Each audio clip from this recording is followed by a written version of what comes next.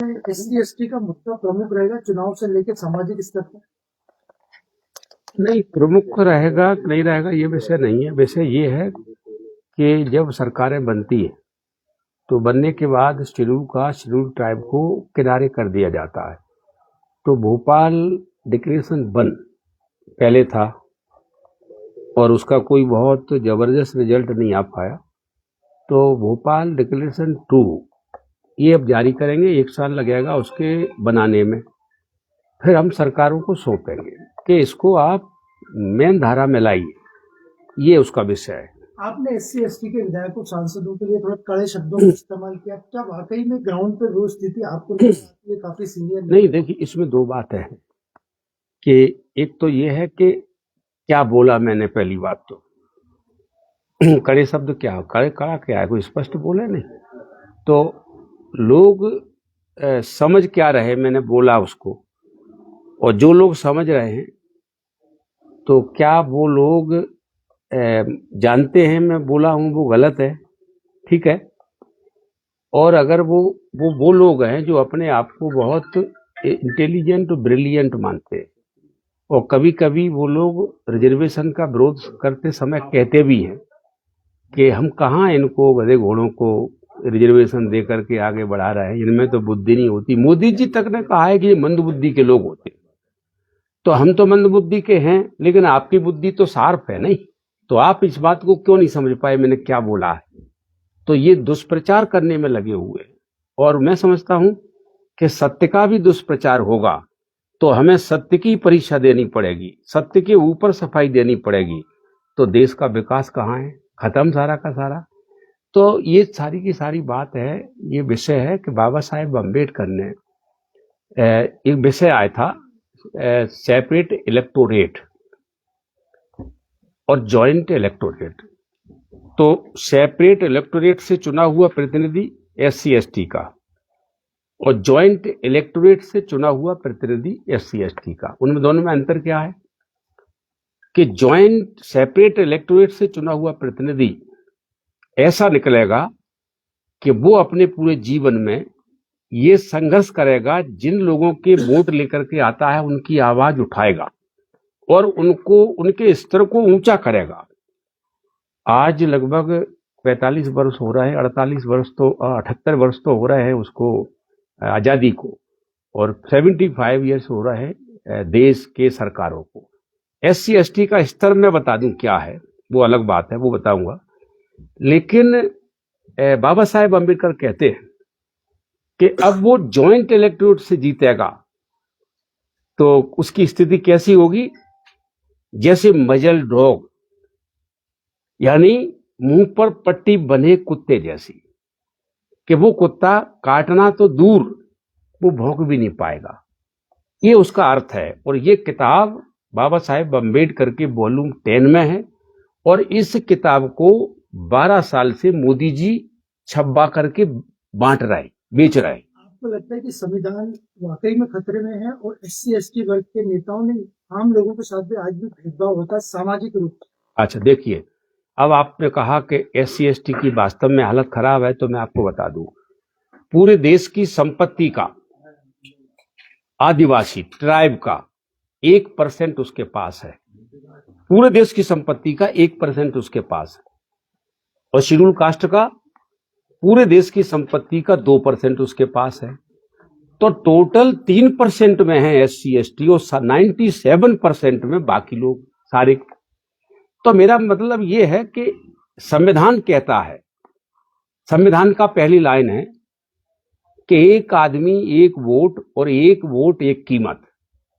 तो यहां एक कीमत कहां है, यहां तो भीख सी मांग रहा है। 1% आदिवासी का मतलब यह है कि वो गया काम से, अब उसे जिंदा भी रहना मुश्किल हो जाएगा। शेड्यूल कास्ट के पास 2% है। ये तो उसकी दयनीय स्थिति है। दूसरी, उसके साथ में जो ज्यादती होती है जानवरों जैसी, जानवरों जैसा पहले एक कहावत थी नहीं, कानून ही था, साक्षात पशु पुक्ष विषाणहीना, कि ये साक्षात पशु है, इसलिए हम इनको आगे पढ़ाने लिखाने का और विकास का काम नहीं दे सकते, क्योंकि ये साक्षात पशु है। लेकिन संविधान आने के बाद संविधान में कहा नहीं, साक्षात पशु नहीं, one man one vote one value नहीं, एक बराबर है। तो एक बराबर तो कर दिए संविधान ने, लेकिन मानसिकता आज भी उनकी जानवरों जैसी।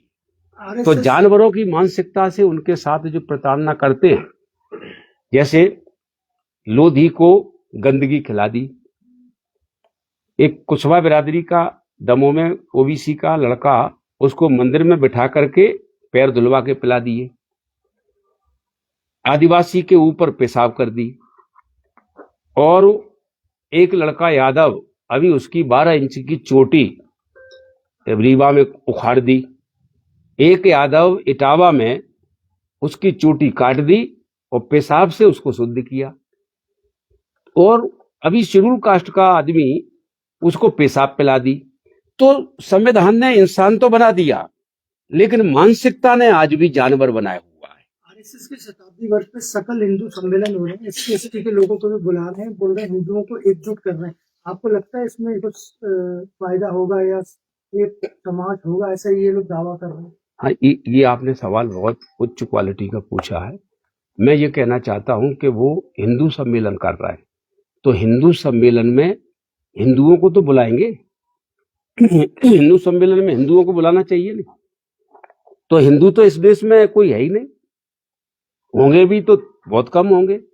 शेड्यूल कास्ट हिंदू है नहीं, ट्राइब का कोई धर्म ही नहीं है इस दुनिया में। अभी ट्राइब कम्युनिटी रिलीजन लेस है। ओबीसी वो है नहीं हिंदू।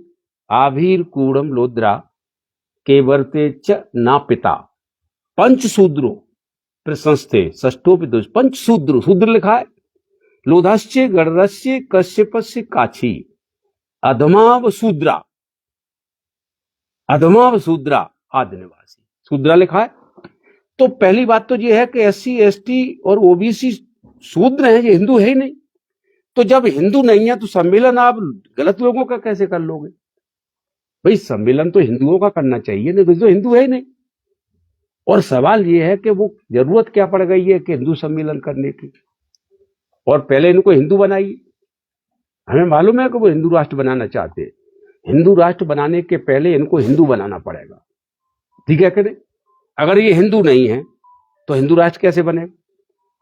तो ये जो बड़े बड़े महारथी हैं वो बोल रहे हैं हिंदू राष्ट्र बनाएंगे, तो इनको तो हिंदू बना लो, यादव को हिंदू तो बनाओ, और वो धर्म ग्रंथों में लिखा उसमें संशोधन करो। आखिरी सवाल की 18 तारीख को है जमहूरी मैदान में IAS संतोष वर्मा के समर्थन में चंद्रशेखर भी आ रहे भीम आर्मी के।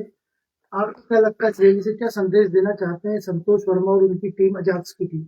नहीं, अब उन्होंने रैली बुलाई है तो उसके बारे की डिजाइन उन्हें ही मालूम है क्या संदेश देना चाहते हैं। अब वो उसके बारे में आपका समर्थन है? नहीं, मैं ये न कह सकता कि मेरा समर्थन है कि नहीं, मुझे जानकारी उसकी नहीं है, और मैंने कोशिश भी की थी बात करने की, तो मेरी कोशिश उनसे हो नहीं पाई थी। मैं जानना चाहता हूं कि क्या बात क्या है, तो वो हो सकता है अपने जैसे गवर्नमेंट ने कोई कार्रवाई की है, ऐसी उड़ती खबर है। मुझे ये भी नहीं मालूम है कि भारतीय जनता पार्टी ने कोई कार्रवाई की है नौकरी से निकालने की। आज बहन जी का जन्मदिन भी है मायावती, क्या कहेंगे उनके लिए?